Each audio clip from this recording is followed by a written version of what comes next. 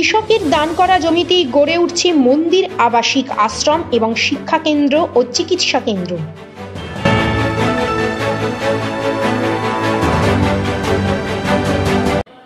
Our channel content only for education and information purpose. We do not promote any violence, criminal activity, crime against women, or self-injuries and communal disharmony.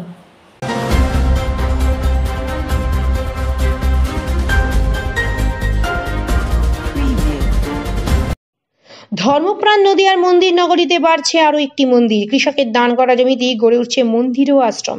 Gangasagar স্বামী বাসুদেবানন্দ তৎসংস আশ্রম শান্তিপুরে তৈরি করতে চলেছে এই মন্দির ও আশ্রম। আজ শান্তিপুর সূত্রাগড় চর এলাকায় একই সাথে দান করা জমিতে তৈরি করা হচ্ছে এই তৎসঙ্গ আশ্রম। তারই ভিত্তিপ্রস্তর স্থাপন করা হলো আজ। জমির মালিকের সঙ্গে স্থানীয় গ্রামবাসীরা একাধিক পুজোর উপকরণ দিয়ে করছেন সাহায্য বলেই জানালেন এই আশ্রমের এক মহারাজ।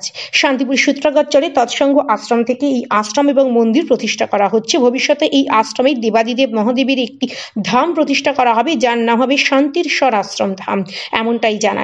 মূলত সংগ্রাম হিসেবে গুরু মহারাজের স্বপ্নাদেশ এবং দৈববাণী আসার পরই এই মন্দির প্রতিষ্ঠা করা হয়েছে বলেই জানা যাচ্ছে।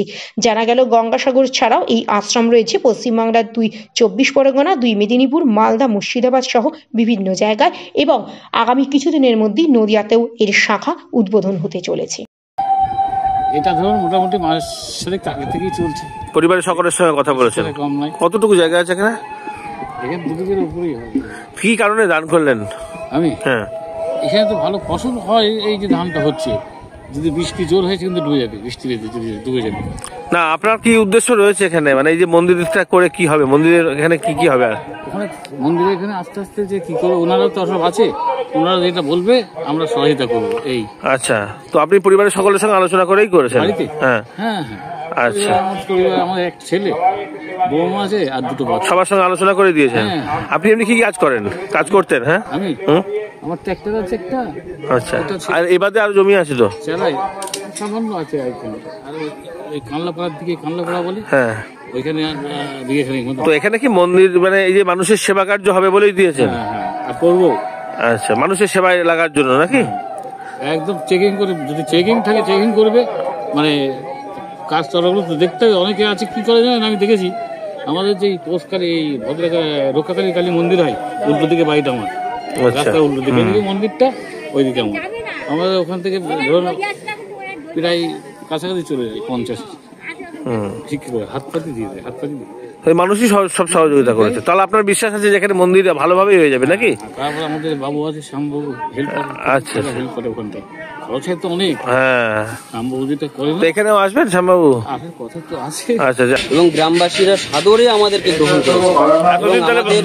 আমাদের এই শান্তিপুর সূত্রাগড় চরে গঙ্গাসাগর তৎসঙ্গ আশ্রমের পক্ষ থেকে এখানে একটি আশ্রম এবং মঠ প্রতিষ্ঠা লাভ করছে, যার ভবিষ্যতে এখানে বেড়ে চতুর্বেদীয় যে আশ্রম হবে, চতুর্বেদীয় মঠ হবে এবং চতুর্বেদের শিক্ষা লাভ হবে, যেটাকে বেদ মন্দির বলা হয়েছে। এবং এখানে শান্তিস্বর ধাম, বাবা ভোলানাথের, বাবা দেবাদিদেব মহাদেবের এবং দেবাদিদেব কৈলাসপতির এখানে একটা ধাম প্রতিষ্ঠা হবে, যেটার নাম হবে শান্তিস্বর ধাম, যেটা আমরা আমাদের গুরু মহারাজির প্রেরণাতে এবং ওনার স্বপ্নাদেশে দৈব অবস্থাতে দৈববাণী হিসেবে আমরা মেনে নিয়েছি। তো এই তটে আমরা এসে আমাদের এই ভূমিদাতা আমাদেরকে অকাতরে। গঙ্গাসাগর বাদ দিয়ে আর কোথায় কোথায় আছে আপনাদের মধ্যে? গঙ্গাসাগর ছাড়াও আমাদের পশ্চিম মেদিনীপুর, পূর্ব মেদিনীপুর, 2 24 পরগনা, মালদা, মুর্শিদাবাদ, ওয়েস্ট বেঙ্গলের বিভিন্ন প্রান্তে রয়েছে আমাদের বিভিন্ন শাখা। এবং এখানে সেবামূলক কর্ম হয়, যেমন আপনার বৃক্ষরোপণ, অন্নদান, নরনারায়ণের সেবা, বস্ত্রদান। আমরা এখানে বস্ত্রদান করেছি, এখন আমরা কিছু বস্ত্রদান করব ভক্তদের মধ্যে। এবং শিক্ষা ব্যবস্থা, সংস্কৃতি, আধ্যাত্মিক কালচার, মেডিটেশন এবং অন্যান্য আধ্যাত্মিক যত কিছু পূজা পাঠ সমস্ত কিছুই এখানে করা হয়।